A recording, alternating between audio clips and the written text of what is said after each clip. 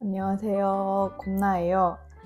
오늘은 애니메이터에게 있어서 가장 기본적인 원칙이지만 늘 어려운 키포즈에 대해서 이야기를 해볼까 합니다. 키포즈가 잘 잡혀있지 않으면 아무래도 캐릭터의 감정에 완벽히 이입하기가 힘들고 또 뭔가 2% 부족한 느낌이 들어요. 그렇다면 과연 잘 잡힌 키포즈란 어떤 것이고 그 키포즈를 잘 잡기 위해서는 어떤 걸 고려해야 되는지 그 방법에 대해서 제가 바로 알려드리도록 하겠습니다. 그럼 바로 가보실까요? 키포즈의 정의에 대해서 이야기를 해볼게요. 제가 생각하는 키포즈는 그 한 샷을 대표하는 중요한 포즈를 말하며 캐릭터의 성격, 감정, 처한 상황을 그 포즈 하나를 통해서 다 전달할 수 있어야 된다고 생각합니다. 우리는 그 키포즈를 스토리텔링 포즈, 골든 포즈, 키포즈, 애티튜드 포즈 등 다양하게 표현을 합니다. 마케팅에 쓰이는 캐릭터의 포즈들이 정말 잘 잡은 키포즈라고 할 수 있겠죠? 그리고 단 하나의 포즈만으로도 캐릭터의 감정을 오롯이 전달을 할 수 있어야 되기 때문에 저는 그 포즈 하나만 잡는데 최대 1시간이 걸리기도 합니다. 아무래도 그 포즈가 완벽하지 않으면 아무리 부드러운 폴리시가 잘 된 애니메이션이라고 하더라도 부족한 느낌이 들 수밖에 없더라고요. 그럼 여기서 우린 이런 궁금증이 생깁니다. 그럼 잘 잡은 키포즈는 뭘까? 제가 생각하는 좋은 키포즈는 그 포즈가 한눈에 잘 읽히고 캐릭터의 감정이 어떠한지 그리고 캐릭터의 성격이 어떤지 잘 나타나는 것입니다. 캐릭터가 여러 명이 있다고 하더라도 그 씬의 주인공이 되는 캐릭터의 시선이 가장 먼저 가고 이제 서로의 관계도도 명확히 표현되어 있어야겠죠? 그럼 여기서 우리는 또 이런 궁금증이 들죠. 그 좋은 키포즈가 뭔진 알겠는데 그래서 어떻게 잡아야 돼? 몇 가지 법칙만 알면은 훨씬 나은 키포즈를 잡을 수가 있어요. 총 5가지로 정리를 해봤는데 1번 라인 오브 액션, 2번 실루엣, 3번 플로우 앤 스테이징, 4번 스트레이트 vs curve, 5번 asymmetry. 이 5가지만 지키더라도 훨씬 성장한 키포즈를 잡을 수가 있습니다. 그럼 첫 번째, 라인 오브 액션. 라인 오브 액션은 캐릭터의 동작선을 뜻하는 것으로 간단할수록 캐릭터의 포즈가 잘 읽혀서 좋습니다. 인사이드 아웃 2 이미지를 가져왔는데 조이는 일단 항상 행복하고 즐겁고 에너제틱한 캐릭터잖아요. 그러니까 포즈 또한 엄청 크죠. 그리고 동작선이 그냥 하나로 쭉쭉 뻗어 있어요. 그래서 크게 보면은 머리부터 발끝까지 이렇게 큰 아크를 그리고 걱정이 맞나? 근데 이 캐릭터는 항상 근심 걱정이 많다 보니까 이 손과 발을 이렇게 모아놨어요. 그래서 좀 더 소극적인 느낌이 들죠. 그리고 이 라인 오브 액션을 머리부터 발끝까지 연결해도 조이보다는 아주 살짝의 곡선이에요. 거의 직선에 가까운 느낌이죠. 그래서 이렇게 캐릭터의 성격에 따라서 동작선의 모양과 크기 그런 게 달라집니다. 그래서 캐릭터의 포즈가 뭔가 밋밋하다면 먼저 라인 오브 액션이 어떤지부터 따져보면 도움이 될 겁니다. 두 번째로는 실루엣. 실루엣 속에서 캐릭터의 감정이 느껴진다면 키포즈가 좋다고 생각이 드는데요. 예를 들어서 캐릭터가 화가 난 경우에는 팔다리에서는 곡선보다는 이렇게 직선적인 형태가 더 감정을 효과적으로 전달할 수 있겠죠? 그리고 캐릭터 간의 관계 또한 실루엣으로 전달을 할 수가 있는데요. 네거티브 스페이스를 잘 살려서 그룹을 지을 수가 있습니다. 예시를 보고 얘기를 하자면 이 그림에서 뭔가 다 일직선의 형태로 서 있어서 단조로운 느낌이 들어요. 그죠? 근데 그 다음 이미지를 보면은 좀 더 다이나믹하게 느껴지죠?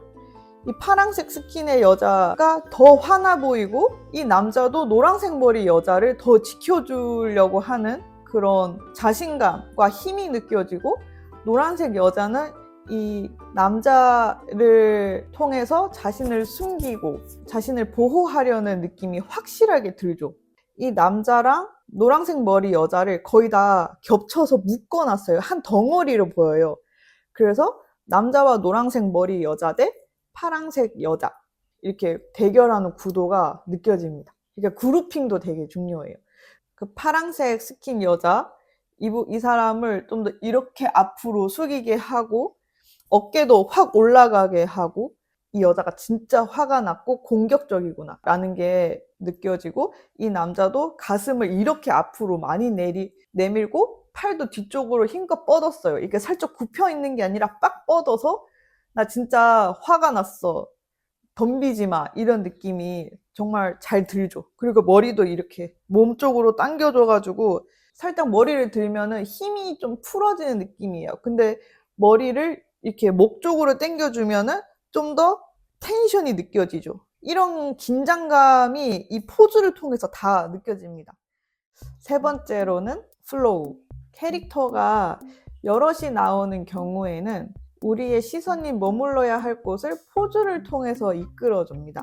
캐릭터가 여러 마리가 나올 때 그냥 각각의 포즈를 잡는 게 아니라 포즈에서도 이 시선이 계속 한 곳을 흐를 수 있도록 다 고려를 해서 포즈를 잡거든요.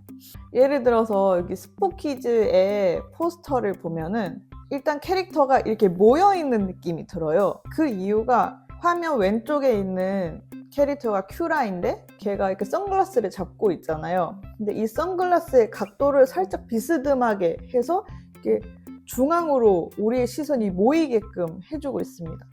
그리고 눈꺼풀도 딱 일직선으로 해줘서 이 선글라스랑 눈의 시선이 이렇게 한 곳으로 모일 수 있게끔 했는데, 이거를 다 의도를 해서 키포즈를 잡은 겁니다.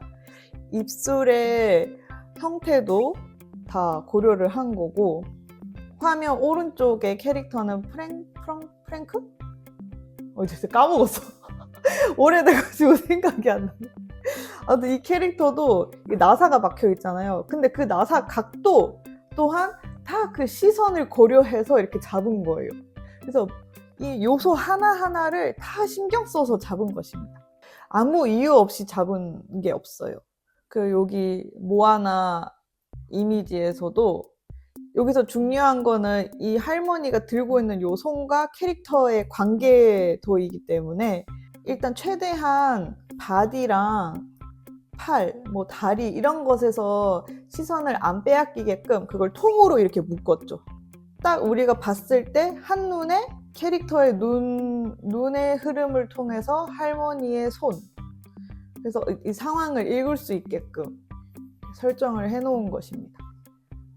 그리고 네 번째, straight vs curve. 이거는 이제 직선 대 곡선 또는 simplicity vs complexity라고도 부르는데, 평행의 두 직선보다는 하나의 직선과 하나의 곡선이 좀 더 어필링하다라고 느낍니다. 왜냐하면 근데 두 개의 직선은 너무 단순하잖아요. 대신 직선과 곡선이 이렇게 같이 있으면 뭔가 심플하지만 훨씬 흥미롭다라는 생각이 듭니다. 자연스럽게. 다섯 번째로는 이제 비대칭. 프로젝트의 스타일에 따라서 늘 비대칭을 선호하는 건 아니지만 대부분은 대칭보다는 비대칭을 했을 때 캐릭터가 좀 더 어필링하게 느껴집니다. 이는 동작뿐만 아니라 표정에서도 비대칭으로 표현을 할 수가 있는데요. 여기 배드가이즈가 아주 잘 나온 예시인데요. 캐릭터가 일단 화면 오른쪽을 보고 있잖아요. 그러니까 그 시선 방향에 맞춰서 캐릭터의 화면 오른쪽 눈을 좀 더 크게 확장시켜줬고, 그 반대쪽은 살짝 스쿼시를 해줬고요. 그리고 시선이 이렇게 열려 있으면 입도 똑같이 평행으로 열리기보다는 그와 반대되게 열어주면 좀 더 어필링하다고 느껴지거든요. 그래서 여기서도 입을 보면은 화면 오른쪽보다는 화면 왼쪽의 입을 좀 더 크게 열어줬죠. 그래서 여기는 좀 더 스쿼시 돼 보이고 여기는 좀 더 이렇게 확장돼 보이는 비대칭을 활용할 수가 있습니다. 네, 이제는 실전 문제입니다. 제가 두 가지의 포즈를 준비했는데요. 이 두 포즈도 솔직히 나쁘진 않지만 조금 더 푸시를 하면 좀 더 어필링한 포즈가 될 것 같아요. 여러분은 어떤 점을 수정하면 훨씬 나아질 것 같나요?